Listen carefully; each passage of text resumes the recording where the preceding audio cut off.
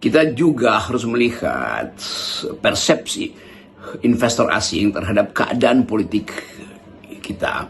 Dan seminggu lalu Standard and Poor atau pemeringkat dunia, beberapa pemeringkat dunia, mereka yang biasa mengukur iklim investasi Indonesia sudah menurunkan rate Indonesia, bahwa Indonesia mulai masuk di dalam kategori tidak layak investasi. Dan itu betul-betul real. Jadi kegelapan itu dibaca oleh dunia internasional. Kalau Indonesia terang benderang, pasti rate Indonesia itu naik terus, bahwa Indonesia ada layak investasi. Ini sekarang Indonesia diturunkan bahwa tidak layak investasi itu karena persoalan kepastian hukum, persoalan instabilitas politik, persoalan arah kebijakan yang sampai sekarang masih dibebani oleh besarnya birokrasi. Kendati Pak Prabowo mengatakan memang kalau kabinet saya besar apa salahnya, yang penting kualitasnya. Nah justru kualitas itu yang belum terlihat. Dan barusan Mahkamah Konstitusi memberi peringatan bahwa seorang menteri yang menteri desa itu memanfaatkan reputasinya atau kedudukannya untuk membackup istrinya menjadi diserang kan. Dan itu juga dibaca oleh sistem internasional bahwa masih ada cewek-cewek bahkan di tingkat menteri. Jadi kelihatannya memang Indonesia ada di dalam kegelapan tuh. Nah kegelapan itu yang bisa kita baca melalui statement publik dari para investor asing bahwa Indonesia kurang layak atau bahkan bisa menjadi tidak layak investasi. Nah itu intinya tuh. Demikian juga kalau kita lihat reaksi pasar terhadap pengumuman super holding kita yaitu Danantara ini, itu negatif sebetulnya. Setelah diumumkan maka IHSG itu turun atau reaksi pasar itu tidak positif. Jadi itu menunjukkan bahwa bahkan Danantara yang harusnya jadi semacam kebanggaan nasional untuk membuat Indonesia tidak gelap masih diragukan. Karena di dalamnya orang melihat bahwa dana sebesar 14 triliun itu mau diawasi dengan cara apa itu. Pengawas-pengawasnya masih ditentukan oleh presiden tuh. Harusnya rakyat yang diminta untuk mengawasi kan. Jadi presiden mengangkat pengawasnya itu juga berbahaya karena pengangkatan itu kan sifatnya politis. Kalau misalnya pengangkatan itu misalnya Danantara itu harus diawasi oleh kaum yang bermoral tinggi itu, oke, boleh aja itu, tetapi punya keahlian teknis. Mahasiswa yang harusnya mengawasi itu tuh, dan DPR yang harusnya membuat semacam keputusan buat cara mengawasinya adalah ABCD itu. Jadi kelihatannya dunia internasional, terutama investor asing masih melihat bahwa Danantara ini sebetulnya ini mesin besar dengan kapasitas horsepowernya itu 14.000 tenaga kuda, tapi dengan rem yang blong, dengan gas yang terlalu besar sehingga sangat mungkin mesin besar ini tidak bisa dikendalikan. Nah kita hanya ingin menganalisis itu untuk menunjukkan bahwa harus ada balancing antara mereka yang optimis bahwa Indonesia bisa dibuat terang dan mereka yang masih pesimis karena gejala-gejala politik hari-hari ini tidak kunjung menerangkan ada ide atau ada harapan di depan kita. Tapi sekali lagi adalah percobaan dan kita tetap akan mengawal dengan opini di FNN. Kendati orang mengatakan ngapain sih cuman ngomong omon-omon doang tuh FNN, ya memang tugas dari jurnalis adalah cerewet terhadap kebijakan dan tugas dari pejabat adalah membuktikan bahwa yang mereka pikirkan itu betul-betul demi rakyat, bukan demi kepentingan sesaat yang kita sebut sebagai kepentingan oligarki kekuasaan maupun oligarki. Sebenarnya yang marah itu bukan marah itu ya, memang gaya bicaranya begitu. Soal korupsi di Pertamina ya, katanya kalau macam-macam buka saja semua rekaman percakapan dan lain sebagainya. Sebenarnya kita bicara tentang teori yang mengenai tanggung jawab BJR ya, Business Judgment Rules, dan kemudian tanggung jawab komisaris dan direksi dalam perseroan ya. Sejauh mana tanggung jawabnya? Nanti kita akan lihat ya. Kita lihat saja nanti. Ini anak perusahaan Pertamina, tapi jangan lupa anak perusahaan diawasi oleh induk perusahaan diawasi oleh komisaris, jajaran komisaris ya. Jadi tidak boleh enak-enak juga komisaris ya. Gaji dan pendapatan besar 1 miliar per bulan kalau dirata pro rata lebih mungkin, karena bisa jadi tantiemnya belasan miliar setiap bulan. Jadi kalau di rata-rata dengan honor yang didapatkan ya seorang komisaris Pertamina bisa mendapatkan 1 miliar sebulan. Gimana orang hebat Ahok ya, masih berani bersuara ya. Saya punya teman, waduh pokoknya seperti ayam yang sedang bertelur, diam saja dia memeremin telurnya ya, nggak pernah lagi berbicara di publik. Tadi 10 tahun hampir menjadi komisaris di Pertamina. Ya 10 tahun mungkin lebih dari 100 miliar sudah diberikan Pertamina untuk sang komisaris ya. Oke, sobat daerah sekalian, coba kita lihat ya.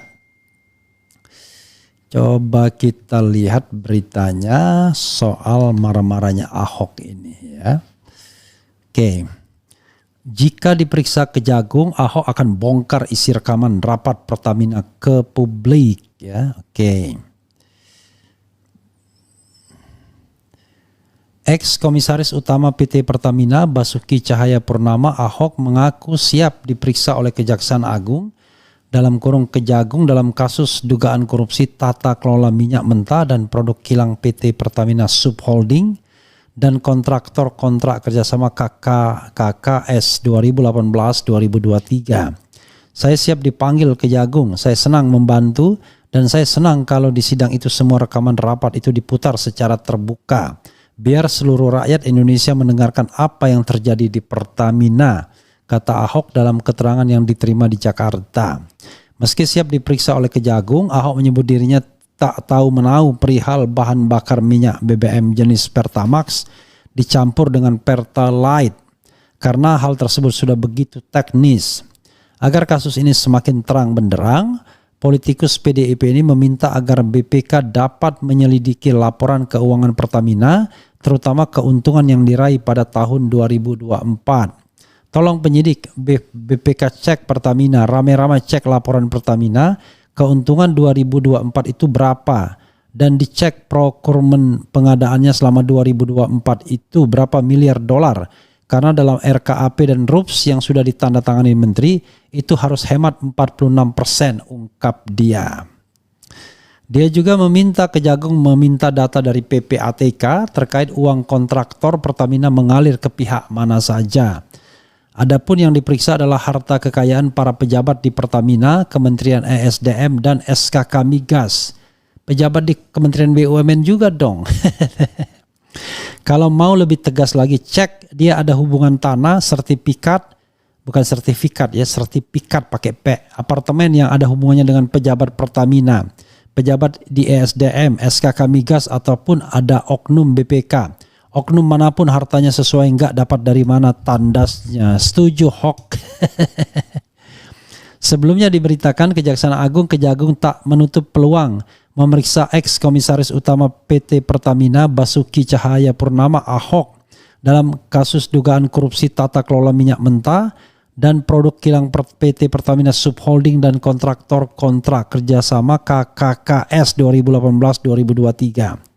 Jadi siapapun yang terlibat dalam perkara ini baik berdasarkan keterangan saksi maupun berdasarkan dokumen atau alat bukti yang lain pasti akan kita panggil untuk dimintai keterangan siapapun, kata Direktur Penyidikan Jaksa Agung Muda Tindak Pidana Khusus Jampitsus Abdul Qohar di Jakarta Kamis ya.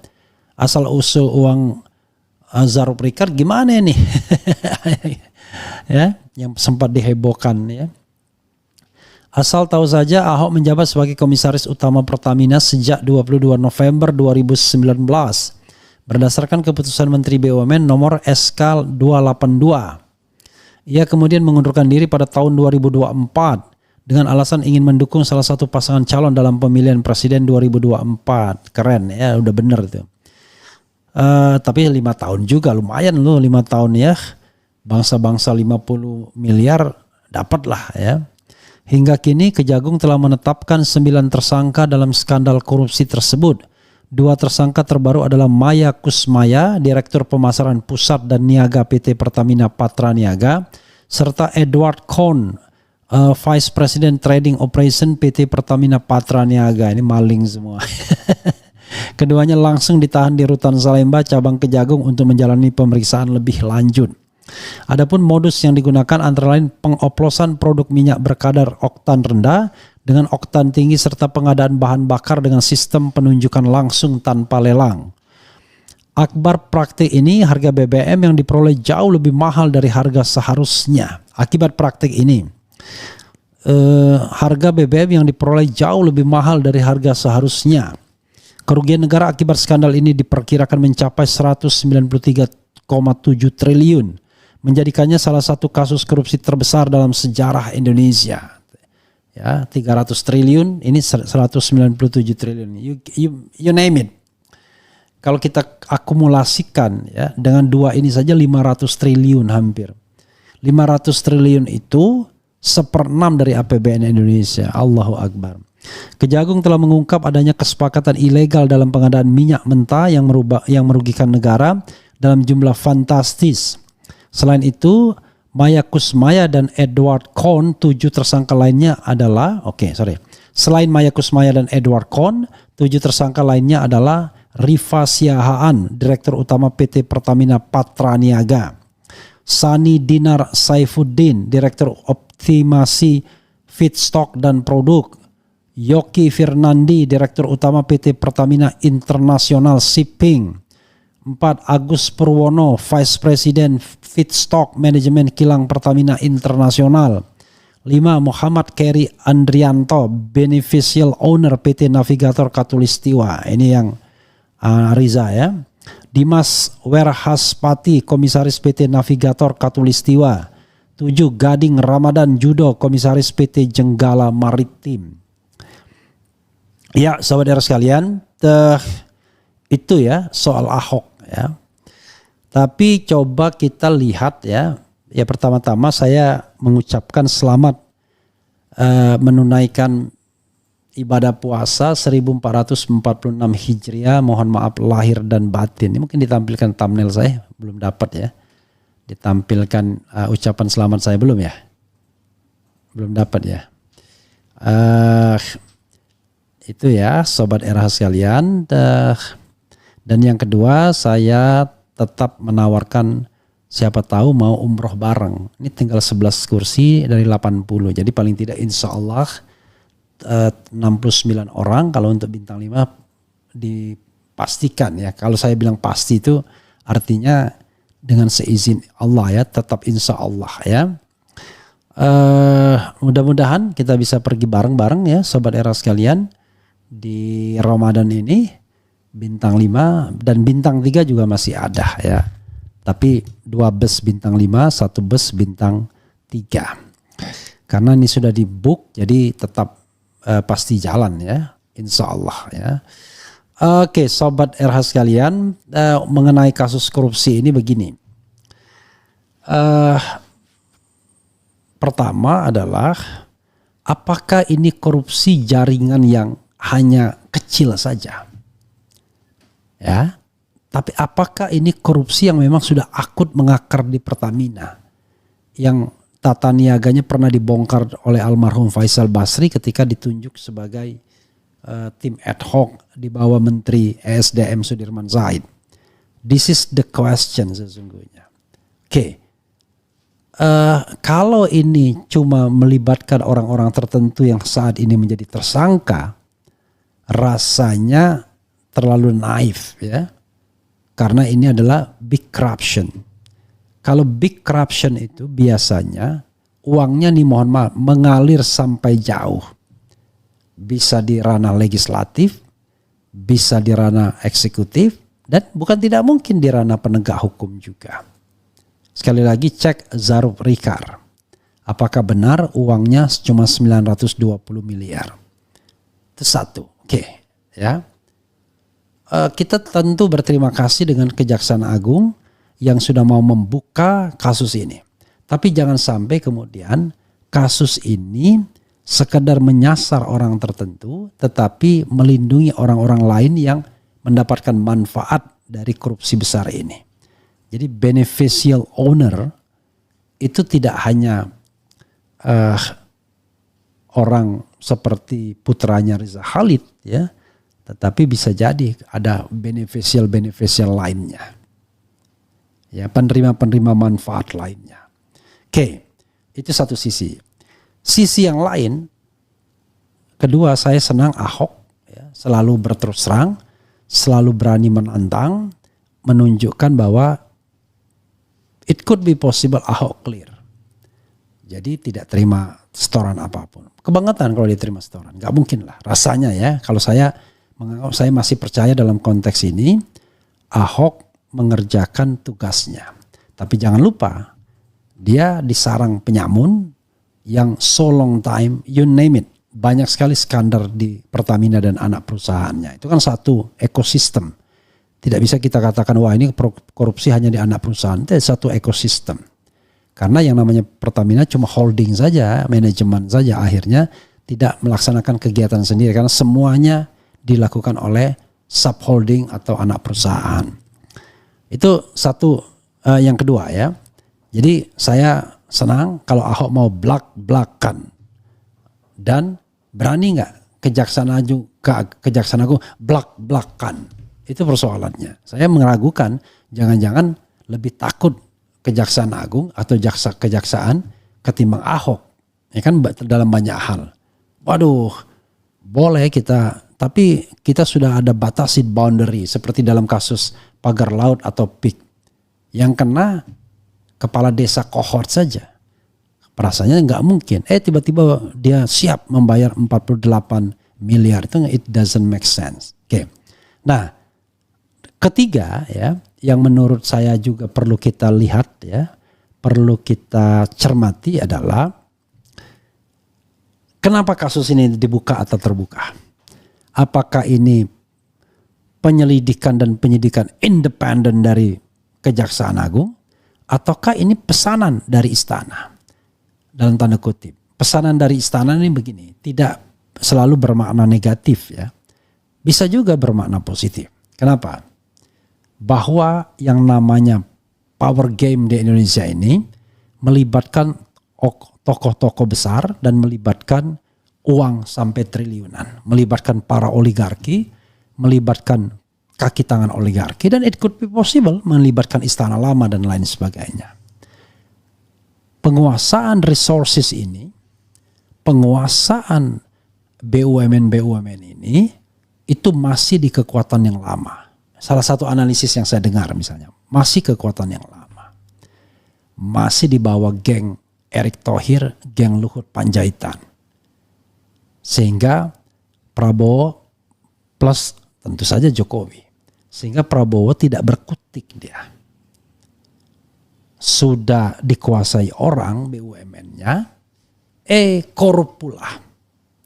Dan kita tidak tahu apakah korupnya mengalir kemana-mana atau tidak. Nah di sisi lain, Prabowo juga terbelenggu. Kita menang karena kita didukung oleh presiden yang ke-7. Dan kita tahu dukungan itu apa bentuknya. Kan harus ditanyakan secara kritis. Bisa saja financial resources, sumber daya finansial. Dan dari mana? Ya dari unit-unit usaha negara, dari resources negara yang bisa didaya gunakan. Termasuk bansos, mobilisasi. Dan itu terlihat dengan jelas ya. Proven kalau soal bansos misalnya. Walaupun putusan MK akhirnya sontoloyo dalam hal ini. Tidak melindungi yang namanya a fair election. Ya, fair and democratic election. Nah, karena itu Sobat Era sekalian, saya melihat sedang terjadi internal power game di seputar istana dan para pendukungnya. Ini yang menarik. Danantara dan kasus Pertamina ini adalah sebuah upaya untuk menarik gerbong dari masinis lama ke masinis baru. Tetapi memang upayanya harus melingkar sana, melingkar sini. Misalnya Danantara. Danantara itu ada yang mengartikan ya, dan itu make sense ya. Saya mengulangi analisis seseorang yang saya dengar. Ini sebenarnya ingin mengalihkan penguasaan BUMN dari tangan kroni-kroni Jokowi atau geng-geng Jokowi atau geng Solo. Karena kalau seandainya tidak dibuat semacam Danantara yang bisa grabbing semua aset BUMN, bisa menggabungkan semua kekuatan BUMN, terutama 7 BUMN besar misalnya, mulai dari 4 bank, kemudian Telkom, Pertamina, Main ID gitu ya. Maka ya sulit bagi istana untuk memberikan penguatan terhadap dirinya sendiri karena kekayaan, kekuatan finansial negara masih dikuasai oleh geng lama, maka dibentuk Danantara. Tapi tidak bisa juga tidak bisa juga frontal. Maka sebagai unggah-ungguhnya tetap dilibatkan Jokowi sebagai pengawas. Permainan tingkat tingginya. Tapi Jokowi tidak boleh sendirian. Ada SBY di sana yang lebih senior sebagai seorang presiden ketika Jokowi masih menjadi gubernur. Artinya kalah tua ya kan. Oke. Jadi ada permainan di situ. Ada Pandu Syahrir yang tadinya akan diangkat sebagai CEO, tapi ternyata tidak. Diangkatlah Roslan Roslani yang tidak lain adalah ketua tim sukses Prabowo. Oke. Lalu di situ ada Erick Thohir, tetapi fungsinya berbeda sebagai pengawas atau penasihat. Jadi intinya Sobat Era sekalian, penguasaan Danantara itu di Prabowo Subianto sebagai presiden karena nama dia yang tercantum yang paling atas. Jadi ini sendiri sudah power game ya, bagaimana menarik gerbong ke masinis yang baru. Nah, tetapi apakah masinis yang baru nanti amanah atau tidak? Menjamin tidak menggunakan Danantara ini untuk pemenangan politik di 2029 kita akan lihat. Yang saya katakan ini bukan mendukung atau tidak, tapi menganalisis adanya gejala seperti itu. Lalu bagaimana dengan praktik-praktik curang ya di BUMN, terutama BUMN besar termasuk Pertamina ya dengan segala subholding dan anak perusahaannya. Ini dibuka pula, ceger ya, melalui Kejaksaan Agung yang terlihat sekarang dalam tanda kutip tunduk kepada pemerintahan Prabowo. Memang Kejaksaan Agung dalam kasus Tom Lembong misalnya terlihat seperti memenuhi pesanan geng Solo. Tapi dalam kasus migas ini kita akan lihat sesungguhnya siapa yang memesan. Apakah Kejaksaan Agung fully under Prabowo kontrol ataukah masih di dalam kontrol jaringan lama. Nah itu menarik juga. Kalau kita lihat misalnya siapa sosok Jaksa Agungnya, saya surprise karena banyak disebut kasus ya. Ada soal KTP ganda, pernikahan dan lain sebagainya. Kemudian bahkan ada artis yang menyebut uang dan lain sebagainya. Tetapi dia tetap bertahan sebagai Jaksa Agung. Saya tidak tahu, mungkin untuk menghindari permintaan Surya Paloh terhadap jabatan Jaksa Agung yang pernah sangat bermanfaat dalam tanda kutip bagi Nasdem untuk menarik-narik kepala-kepala daerah ke dalam kubu Nasdem. Ya, sehingga Nasdem kemudian meningkat perolehan kursinya. Jadi sahabat daerah sekalian, luar biasa ya di negeri ini kalau kita menganalisisnya ya. Bagaimana kasus-kasus besar. Karena nggak mungkin kasus ini soliter. Kasus ini berdiri sendiri, tidak mengait sana, tidak mengait sini. Dan bisa jadi munculnya kasus ini juga kemudian untuk menghilangkan kasus sebelumnya.